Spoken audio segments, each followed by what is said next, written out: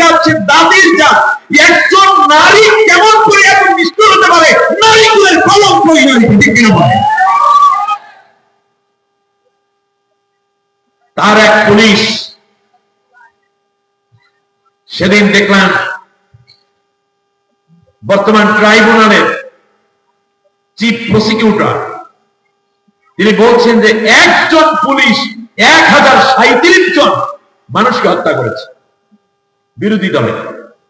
তো হত্যা করতে গিয়ে এবার প্রথমে তো সে দূর থেকে রিভলভার দিয়ে মানুষটা মারত, পেটটা ভাইরা পেটের ভিতরে সিমেন্টের বস্তা ঢুকে তারপর সিলাই করে নদীতে গলাই দিত। তো শেষবারে সে বেশ কিছু হত্যা করেছে এরকম, একবার মাথার সাথে রিভলভার ঠেকাইয়া তারপরে গুলি করতো। বলে এটা কেন করতে? কারণ তাকে গ্রেফতার করা হয়েছে, তাকে রিমান্ডে দেওয়া হয়েছে। সে বলতেছে যে যখন বুলেটটা মাথার ভিতরে ঢুকতো, সাথে সাথে ভিতর থেকে রক্ত এবং হিলু বের হয়ে এসে আমার হাতের মধ্যে যে একটু পিস্তা পিস্তা ভাব হইতো এবং গরম গরম লাগতো, এতে করে আমার একটা স্মার্টনেস ফিরে আসতো।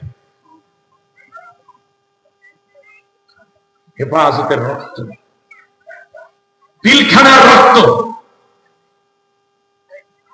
2006 সালের 28 অক্টোবরের রক্ত, 24-এর বিপ্লবী গণ আন্দোলনের রক্ত, ছাত্র সমাজের রক্ত এবং জীবন নিয়ে এখন সে দাদার দেশে যাইয়া এখন উকি দিতেছে, এই আসি, এই যাই, এই করি, সেই করি।